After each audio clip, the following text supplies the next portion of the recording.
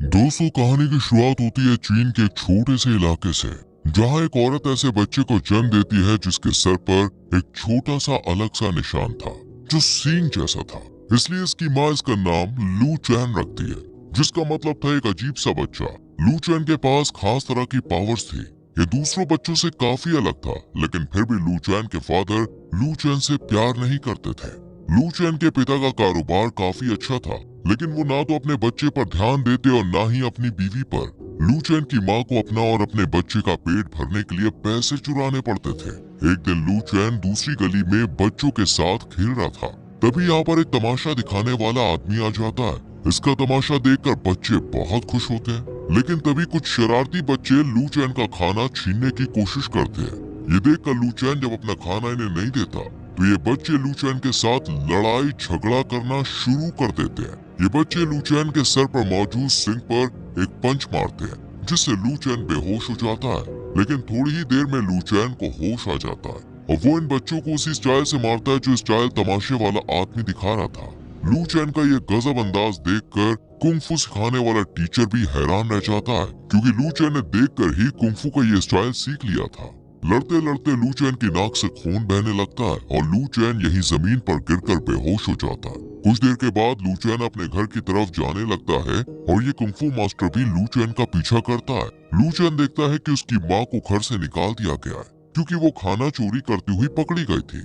ये kung fu master लू चैन की माँ से मिलकर कहता है कि मैं लू चैन को कुंग-फू की ट्रेनिंग देना चाहता हूँ। लू चैन की माँ भी लू चैन के अच्छे फ्यूचर के लिए लू चैन को ले जाने के लिए कहती है और कुछ देर बाद लू चैन की माँ की डेथ हो जाती है। अब से लू चैन इसी मास्टर के साथ रहता है और फिर हम कुछ सालों बाद लू चैन को एक योद्धा के रूप में देखते हैं।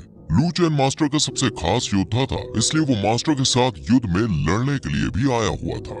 लू चैन के साथी दुश्मन के सामने कमजोर पड़ रहे थे, इसलिए मास्टर अपने साथी से लू चैन के निशान पर मुक्का मारने के लिए कहता है, जिससे लू चैन की पावर जाग सके। और निशान पर पंच मारते ही लू चैन एक ताकतवर योद्धा में बदल जाता है और फिर तो लू चैन ने सभी दुश्मनों की छुट्टी कर दी। लेकिन कुछ समय बाद लू चैन गिरकर बेहोश हो गया। ये देखकर लू चैन के साथी इसे उठाकर अपने इलाके में ले आए। यहाँ पर मास्टर डोंग ने लू चैन का इलाज किया और बताया कि तुम्हें अपने इस निशान को किसी को भी टच नहीं करने देना चाहिए, क्योंकि इस निशान पर अगर ज्यादा अटैक होगा तो ये काला पड़ता जाएगा और जिस दिन ये पूरा काला पड़ गया उस दिन तुम्हारी डेथ भी हो सकती है। साथ ही मास्टर डोंग लू चैन को दूसरे स्टाइल का कुंग-फू सीखने के लिए कहते हैं।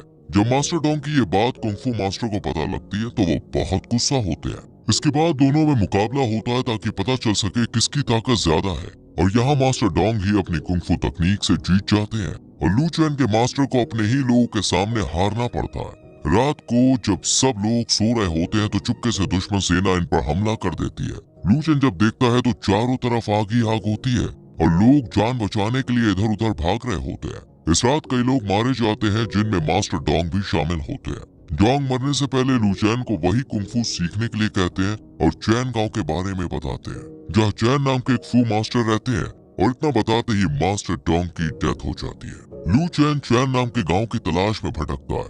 कई परेशानियों को फेस करने के बाद आखिरकार लू चैन को वो गाँव मिल ही जाता है, लेकिन यहाँ के लोग लू चैन के साथ कुछ अच्छा बिहेव नहीं करते और कहते हैं कि कोई भी बाहर का आदमी ये कुंग-फू स्टाइल नहीं सीख सकता है। इतने में ही एक बड़ी सी गाड़ी लू चैन को टक्कर मार देती है और इसमें से एक सुंदर सी लड़की निकलकर लू चैन का हाल पूछती है और इस लड़की का नाम था यूनियांग। यूनियांग का एक बॉयफ्रेंड भी था जिसका नाम था फेंग। फेंग यूरोप से पढ़ाई करके यहाँ पे आया था। ये दोनों जब यहाँ से जा रहे होते हैं तब लू चैन को पता चलता है कि यूनियांग ही मास्टर चैन की बेटी है। ये सुनकर लू चैन तुरंत यूनियांग के पीछे भागता है, लेकिन तब तक यूनियांग अपने महल में चली जाती है। शाम को यूनियांग एक मीटिंग रखती है जिसमें सभी गांव वालों को बुलाया जाता है। दरअसल फेंग यूरोप से जो कुछ भी सीख कर आया था उसे गांव वालों को दिखाना चाहता था। फेंग गांव में रेल की पटरियां बिछाने का प्लान बनाता है और कहता है कि इससे आप लोगों को आने जाने में काफी मदद मिलेगी।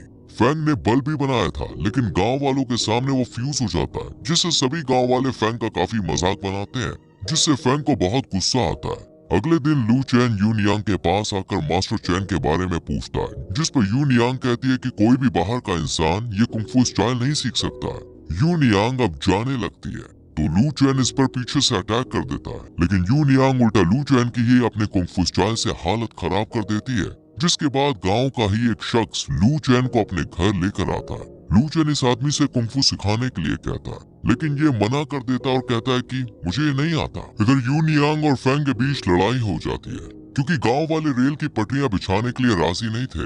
इसी समस्या को सुलझाने के लिए फेंग गांव के गवर्नर के पास जाता है। यही हम यूरोप से आई एक बिजनेस व्यूमन को देखते हैं। ये बड़े बड़े प्रोजेक्ट में पैसा लगाकर उससे प्रॉफिट कमाती थी और ये गवर्नर को भी लालच देकर अपनी बातों में ले लेती है और कहती है कि मेरे पास एक ऐसी खास मशीन है जो आसानी से पटरियां बिछा सकती है। इस तरह इन लोगों को पटरियां बिछाने का अप्रूवल मिल जाता है। अगले दिन फिर से लू चैन यूनियांग के पास जाता है और इस बार भी यूनियांग से हार जाता है। ऐसे ही लू चैन इन लोगों के कुंफू स्टाइल को देखकर स्टंट सीखने लगता है और अकेले में जाकर इनकी प्रैक्टिस करता है। जब लू चैन जंगल में प्रैक्टिस कर रहा था तभी वो शख्स इसके पास आता है जिसने लू चैन की जान बचाई थी। लू चैन बताता है कि ऐसे ही देख देख कर मैंने नॉर्मल कुंफू भी सीखा था।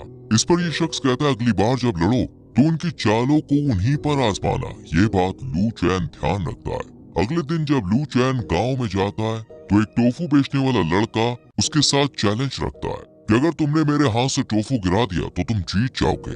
लू चैन भी इस चैलेंज को एक्सेप्ट कर लेता है। शुरुआत में तो लू चैन को काफी मार खानी पड़ती है, लेकिन फिर लू चैन उसी आदमी की बात याद करता है और इस टोफू बेचने वाले लड़के पर उसी की चालें आजमाता है जिससे उसके हाथ से टोफू जमीन पर गिर जाता है और लू चैन ये मुकाबला जीत जाता है। ये सब ऊपर खड़ी यूनियांग भी देख रही थी जो कि लू चैन की समझदारी और मेहनत से बहुत खुश होती है। यूनियांग लू चैन के कुंफू स्टाइल को देखकर समझ जाती है कि इसे कोई तो कुंफू सिखा रहा है, इसलिए यूनियांग लू चैन की मदद करने वाले आदमी के पास जाती है और कहती है कि आपको यहाँ के रूल्स नहीं तोड़ने चाहिए। लेकिन ये कहता है कि मैंने उसे नहीं सिखाया, बल्कि ये सब उसने देख देख कर सीखा है। इसके बाद हम गांव में एक बड़ी सी मशीन देखते हैं जो कि फेंग और उसके साथी क्लेयर लेकर आई थी। दरअसल ये दोनों गांव वालों के घर तोड़कर उन पर रेल की पटरियां बिछाना चाहते थे। क्लेयर के साथ उसकी पूरी टीम भी यहाँ पर आ जाती है।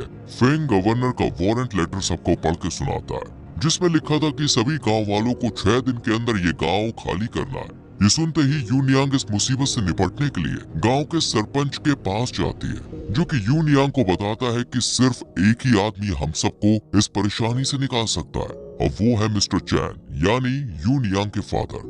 लेकिन मिस्टर चैन काफी सालों पहले ही गायब हो गए थे, इसलिए यूनियांग अपने फादर का पता लगाती है। लेकिन तभी वो क्लेयर और फेंग को एक साथ देखती है। क्लेयर फेंग से शादी करने के लिए कहती है, लेकिन फेंग कहता है कि मैं जब तक अपना नाम नहीं बनाऊंगा तब तक शादी नहीं करूंगा। इस पर क्लेयर इंग्लैंड वापस जाने के लिए कहती है तो फेंग क्लेयर से कहता है कि मैं तुमसे ही प्यार करता हूँ और हमेशा करता रहूंगा।